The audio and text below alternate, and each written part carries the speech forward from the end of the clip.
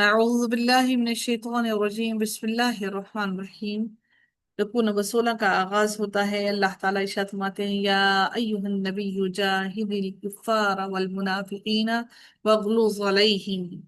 اللہ تعالیٰ نے یہاں پر اس آیت کے اندر نبی کریم صلی اللہ علیہ وسلم سے کہا کہ اے نبی جہاد کریں کافروں اور منافقوں سے اور ان پر سختی کریں۔ اس آیت میں کفار اور منافقین دونوں سے جہاد اور ان کے معاملے میں شدت اختیار کرنے کا حکم رسول اللہ صلی اللہ علیہ وآلہ وسلم کو دیا گیا ہے۔ وغلوظ علیہم، اور ان پر سختی کریں۔ وغلوظ علیہم یعنی کہ ان سے نرمی نہ برتیں، ان سے نرمی ختم کر کے ان پر سختی برتیں، جو زبان میں نہیں بلکہ در حقیقت یہ دل کی سختی ہے، جو زبان میں نہیں بلکہ کرنے والوں کے کام میں ہوتی ہے۔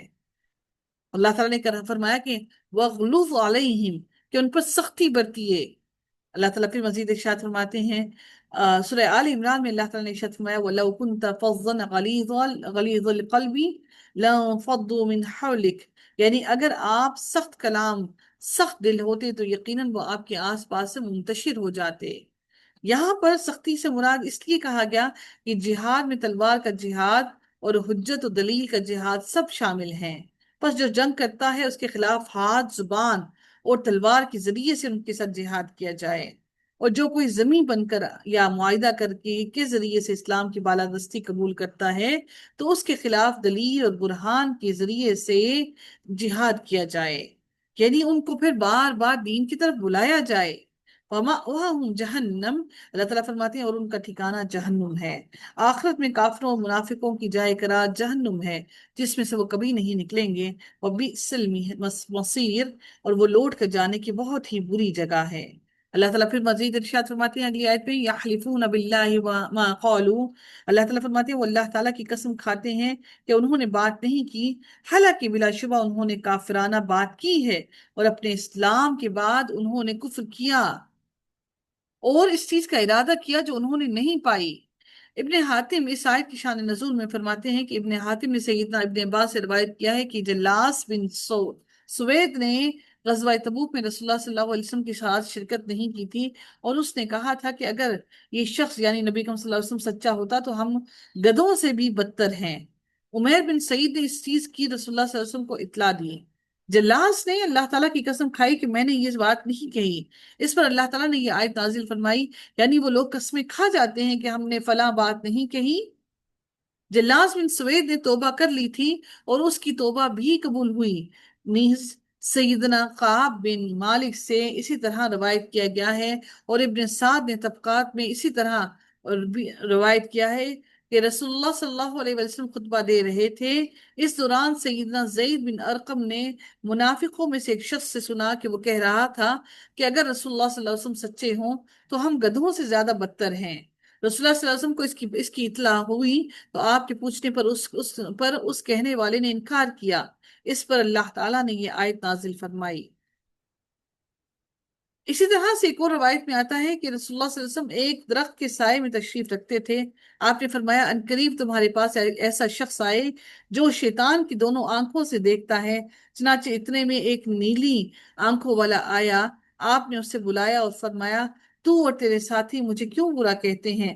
یہ سن کر وہ شخص چلا گیا اور اپنے ساتھیوں کو لے کر آیا۔ سب نے آ کر قسمیں کھانی شروع کر دی کہ ہم نے ایسا نہیں کیا۔ آپ صلی اللہ علیہ وسلم نے ان کو معاف کر دیا۔ اس پر اللہ تعالیٰ نے یہ آیت نازل فرمائی یحلفون باللہ ما قالوا، وہ اللہ تعالیٰ کی قسم کھاتے ہیں کہ انہوں نے بات نہیں کی، انہوں نے ایسا نہیں کہا۔ اللہ تعالیٰ پھر فرماتے ہیں لا یخرجن العز منها الاذل، عزت دار ذلیل لوگوں کو مدینہ سے باہر نکال دیں گے۔ یہ سورہ منافقون میں اللہ تعالیٰ نے ارشاد فرمایا، اور وہ باتیں جو دین اور رسول کے ساتھ مذاق کرتے ہوئے ایک کے بعد دوسرا کرتا تھا، جب ان کو یہ بات پہنچی کہ رسول اللہ صلی اللہ علیہ وسلم کو ان کی باتیں معلوم ہو گئی ہیں تو وہ قسمیں کھاتے ہوئے آپ کی خدمت میں حاضر ہو کر کہنے لگے کہ انہوں نے یہ بات ہرگز ہرگز نہیں کہی تھی۔ وَلَقَدْ قَالُوا كَلِمَةَ الْكُفْرِ وَكَفَرُوا بَعْدَ إِسْلَامِهِمْ، حالانکہ بلا شبہ انہوں نے کافرانہ بات کی ہے اور اپنے اسلام کے بعد انہوں نے کفر کیا، اسلام لانے کے بعد انہوں نے کفر کیا۔ وَيَحْلِفُونَ بِاللَّهِ إِنَّهُمْ لَمِنْكُمْ، اور وہ اللہ تعالیٰ کی قسم کھا کر کہتے ہیں وما ہم بھی منکم ولکنہم قوم یفرقون، کہ یقیناً وہ تم ہی میں سے ہیں، حالانکہ وہ تم میں سے نہیں بلکہ وہ ایسے لوگ ہیں جو ڈرتے ہیں۔ وَهَمُّوا بِمَا لَمْ يَنَالُوا، اور اس چیز کا ارادہ کیا جو انہوں نے نہیں پائی۔ اس سے مراد وہ واقعہ ہے جب انہوں نے غزوہ تبوک میں رسول اللہ صلی اللہ علیہ وسلم کو دھوکے سے قتل کرنے کا ارادہ کیا تھا، جس میں منافقوں نے معاذ اللہ رسول اللہ صلی اللہ علیہ وسلم کو قتل کر دینے کی سازش تیار کر رکھی تھی، اور ان سازشوں کے بعد اہل عقبہ گھاٹی والوں کا نام دیا گیا۔ ان کا پروگرام یہ تھا کہ رسول رات کے وقت پہاڑی کے دشوار راستوں پر چلتے چلتے گھاٹی کی جگہ آپ کو لشکر سے الگ کر لے جا کر اچانک آپ پر حملہ کر دیا جائے اور آپ کو سواری سے نیچے گھاٹی میں پھینک کر ہلاک کر دیا جائے، اس واقعے کی کسی کو خبر بھی نہ ہو۔ جب آپ اس گھاٹی میں پہنچے تو اللہ تعالیٰ نے بذریعہ وحی آپ صلی اللہ علیہ وسلم کو مطلع کر دیا، آپ کو بتا دیا ساری باتیں۔ اللہ تعالیٰ نے نبی صلی اللہ علیہ وسلم کو پہلے ہی بتا دی۔ اللہ تعالیٰ پھر فرماتے ہیں اگلی آیت کے اگلے حصے میں وَمَا نَقَمُوا، انہوں نے انتقام نہیں لیا، انہوں نے رسول اللہ صلی اللہ علیہ وسلم سے ناراضگی رکھی اور آپ کی عیب جوئی کی، إِلَّا أَنْ أَغْنَاهُمُ اللَّهُ وَرَسُولَهُ مِنْ فَضْلِهِ، مگر یہ کہ ان کو اللہ تعالیٰ اور اس کے رسول نے اپنے فضل سے غنی کر دیا۔ منافقوں کے عجیب حال کو اللہ تعالیٰ نے بیان فرمایا ہے کہ اس ہستی کی توہین کرتے ہیں جو انہیں اندھیروں سے نکال کر روشنی میں لائے، اور فقیری کی حالت میں اللہ تعالیٰ نے ان کو مال عطا کر دیا۔ فَإِن يَتُوبُوا يَكُونْ خَيْرًا لَهُمْ، چنانچہ اگر وہ توبہ کر لیں تو ان کے لیے بہتر ہوگا۔ اللہ تعالیٰ نے منافقوں کو سچے دل سے توبہ کرنے کی نصیحت کی ہے۔ وَإِن يَتَوَلَّوْا يُعَذِّبْهُمُ اللَّهُ عَذَابًا أَلِيمًا فِي الدُّنْيَا وَالْآخِرَةِ، اور اگر وہ منہ پھیر لیں تو اللہ تعالیٰ ان کو دنیا اور آخرت میں دردناک عذاب دے گا۔ اگر وہ توبہ کریں گے اور ایمان سے اللہ تعالیٰ کہتے ہیں کہ اگر وہ توبہ اور ایمان سے منہ موڑ لیں گے تو اللہ تعالیٰ دنیا میں بھی رسوا کرے گا اور آخرت میں بھی سخت ترین عذاب دے گا۔ وَمَا لَهُمْ فِي الْأَرْضِ مِن وَلِيٍّ وَلَا نَصِيرٍ، اور زمین میں ان کے لیے نہ کوئی دوست ہوگا اور نہ ہی ان کے لیے کوئی مددگار ہوگا، کوئی ان کی مدد کرنے والا نہیں ہوگا، کوئی ان کو مدد نہیں کر سکتا۔ اگر اللہ تعالیٰ نے ان کو پکڑ لیا کوئی اللہ کی پکڑ سے ان کو بچا نہیں سکتا۔ وَمِنْهُمْ مَنْ عَاهَدَ اللَّهَ لَئِنْ آتَانَ مِنْ فَضْلِهِ، اور ان میں سے وہ بھی ہیں جنہوں نے اللہ تعالیٰ سے عہد کیا کہ یقیناً اگر اس نے ہمیں اپنے فضل سے دیا تو ہم ضرور صدقہ کریں گے اور ہم ضرور نیک لوگوں میں سے شامل ہو جائیں گے۔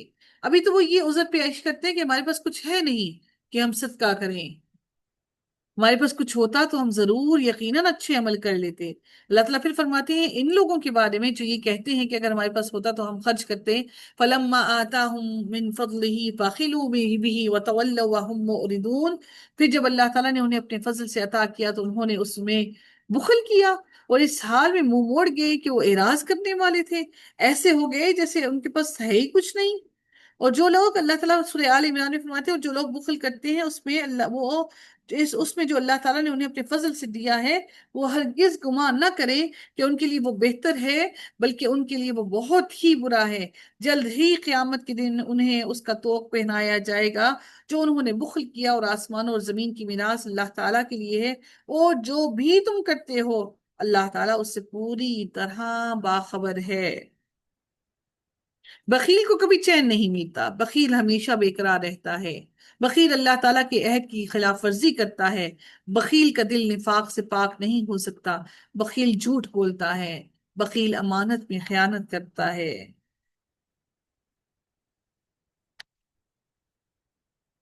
اللہ رب العزت اگلی آیت میں ارشاد فرماتے ہیں فَأَعْقَبَهُمْ نِفَاقًا فِي قُلُوبِهِمْ إِلَى يَوْمِ يَلْقَوْنَهُ بِمَا أَخْلَفُوا اللَّهَ مَا وَعَدُوهُ وَبِمَا كَانُوا يَكْذِبُونَ۔ اللہ تعالیٰ فرماتے ہیں کہ چنانچہ اللہ تعالیٰ نے ان کے دلوں میں نفاق کی سزا دی اس دن تک کے لیے جب وہ اس سے ملیں گے، یعنی ابھی جو میں نے بیان کیا کہ نفاق سے یہ چیزیں آتی ہیں، اور نفاق سے کیا کیا ہوتا ہے کہ انسان جب منافق ہوتا ہے تو دلوں میں اللہ تعالیٰ نے جو نفاق کی سزا دی اس میں اس دن تک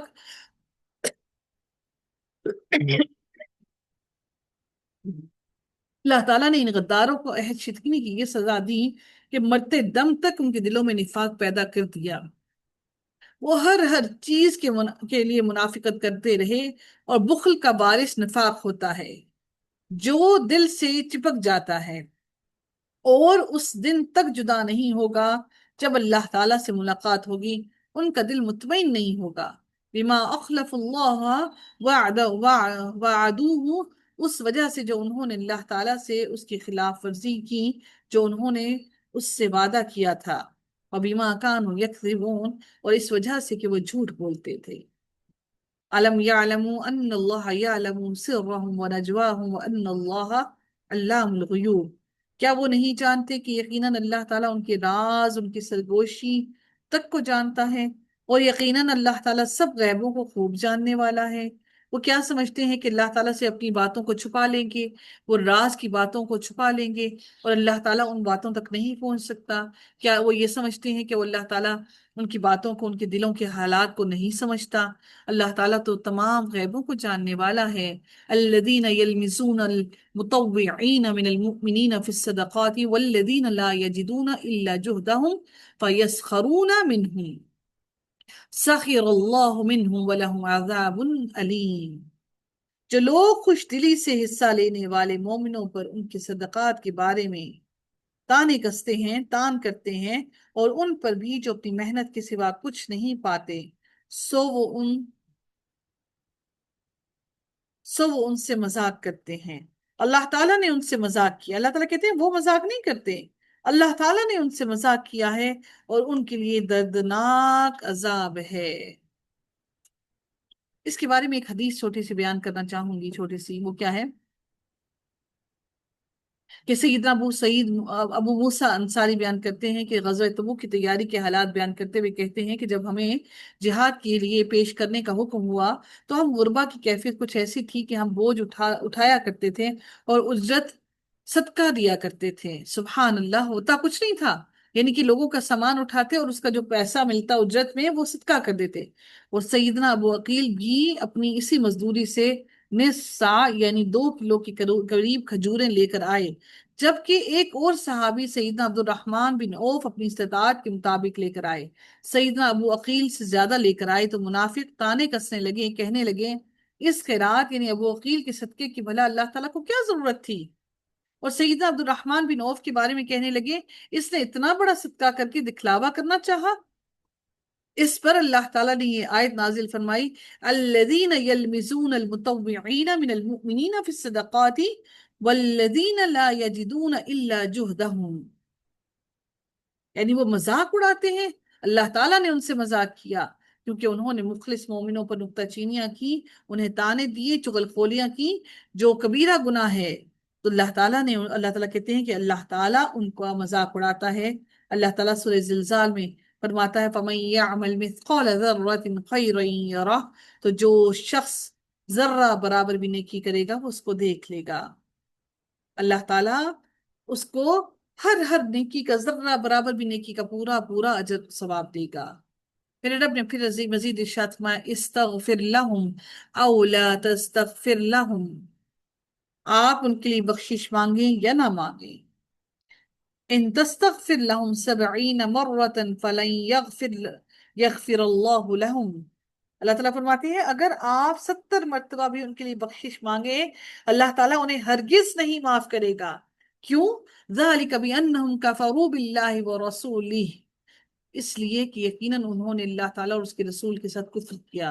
وَاللَّهُ لَا يَهْدِي الْقَوْمَ الْفَاسِقِينَ، اور اللہ تعالیٰ فاسق قوم کو ہدایت نہیں دیتا.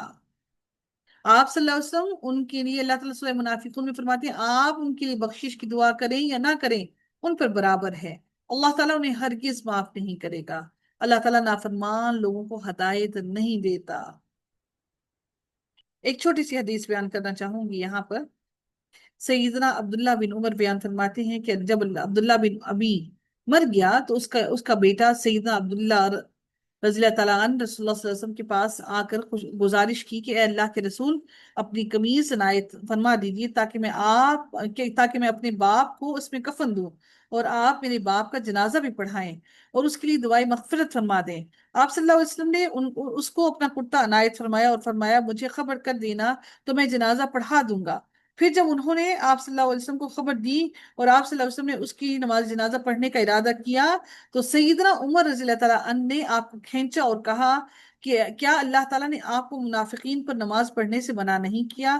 آپ صلی اللہ علیہ وسلم نے فرمایا مجھے دونوں باتوں کا اختیار دیا گیا ہے۔ اللہ تعالیٰ نے فرمایا ہے استغفر لہم او لا تستغفر لہم ان تستغفر لہم 70 مرۃ فلن یغفر اللہ لہم۔ آپ ان کے لیے بخشش مانگیں یا نہ مانگیں، اگر آپ 70 مرتبہ بھی ان کے لیے بخشش مانگیں، اللہ تعالیٰ انہیں ہرگز نہیں بخشے گا۔ تاہم آپ صلی اللہ علیہ وسلم نے اس پر نماز پڑھی تو یہ آیت اتری وَلَا تُصَلِّ عَلَىٰ أَحَدٍ مِّنْهُمْ مَاتَ أَبَدًا، اور ان میں سے جو کوئی مر جائے اس کا کبھی جنازہ نہ پڑھنا۔ یعنی اللہ تعالیٰ نے پھر نبی اکرم صلی اللہ علیہ وسلم کو منع کر دیا کہ ان منافقوں میں سے کوئی مر جائے تو ان کا جنازہ نہ پڑھنا۔ وَلَا تُصَلِّ عَلَىٰ أَحَدٍ مِّنْهُمْ مَاتَ أَبَدًا وَلَا تقم على قبره انہم کفروا باللہ ورسولہ وماتوا وهم فاسقون، اور جو کوئی مر جائے اس کا کبھی جنازہ نہ پڑھنا اور نہ اس کی قبر پر کھڑے ہونا، بے شک انہوں نے اللہ تعالی اور اس کے رسول کے ساتھ کفر کیا اور اس حال میں مرے کہ وہ نافرمان تھے۔ ذالک بانہم کفروا باللہ ورسولہ، یہ اس وجہ سے کہ یقیناً انہوں نے اللہ تعالیٰ اور اس کے رسول کے ساتھ کفر کیا۔ واللہ لا يهدي القوم الفاسقین، اور اللہ تعالیٰ فاسق لوگوں کو کبھی بھی ہدایت نہیں دیتا۔ آپ لوگ ایک بات کو یاد رکھیے گا کہ ہم سب کو چاہیے کہ ہم اپنی اولاد کو نماز جنازہ ضرور ضرور سکھائیں، کیونکہ